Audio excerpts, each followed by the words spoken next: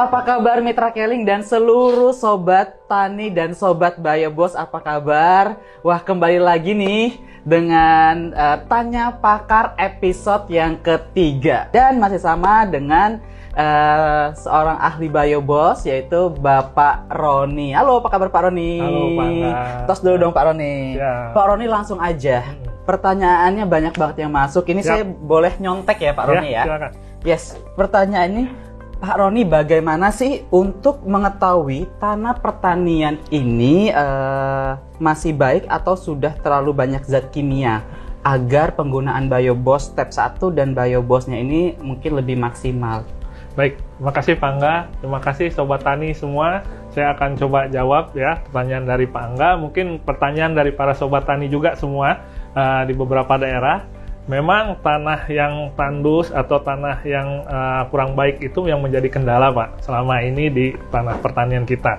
Dan bahkan ini sekarang ini sudah meningkat ya, jumlah tanah-tanah yang kerusakan yang tandus ya, itu sudah banyak terdapat di beberapa daerah. Nah, ciri-cirinya adalah satu ya, kalau kita mengecek secara visual saja ya, nah tanah itu sudah terlihat dari kekeringannya Pak ya, tingkat kekeringannya ya, tingkat ketandusannya ya, seperti itu. Nah, kadang-kadang kalau kita mengecek lagi lebih detail lagi, itu kadar pH-nya itu yang terlalu rendah.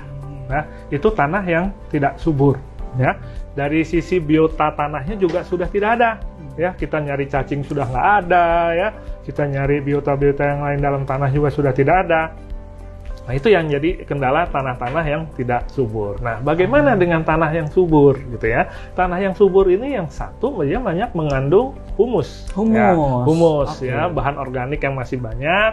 Nah, kemudian dia juga banyak mengandung biota tanah. Ya. Nah, yang utama adalah itu pH tanahnya itu dia netral. Nah, itu tanah yang baik gitu ya. Karena kalau pH tanahnya itu asam ya, mau kita beri pupuk seberapa banyak pun, walaupun subur nih Pak ya, walaupun subur tapi pH tanahnya itu rendah atau asam, nah itu kita tidak bisa memberikan pupuk yang efektif ya terhadap tanaman itu sendiri, apalagi pertumbuhan mikroorganismenya ini juga tidak akan baik kalau tanahnya itu tidak netral ya, artinya kondisi masam. Seperti itu Pak Angga. Jadi untuk itu ya, jadi ciri-cirinya gampang banget untuk melihatnya.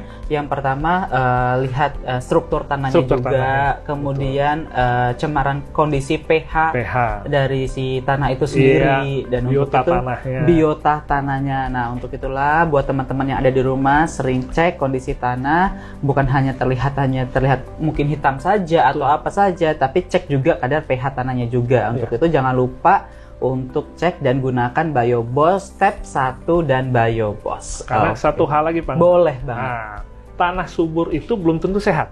Yes, ya? Itu dia. Tanah subur belum tentu sehat. Karena tadi satu, tanah subur, gembur, tapi pH tanahnya masih asam, itu pun bakteri tidak akan bisa hidup di situ.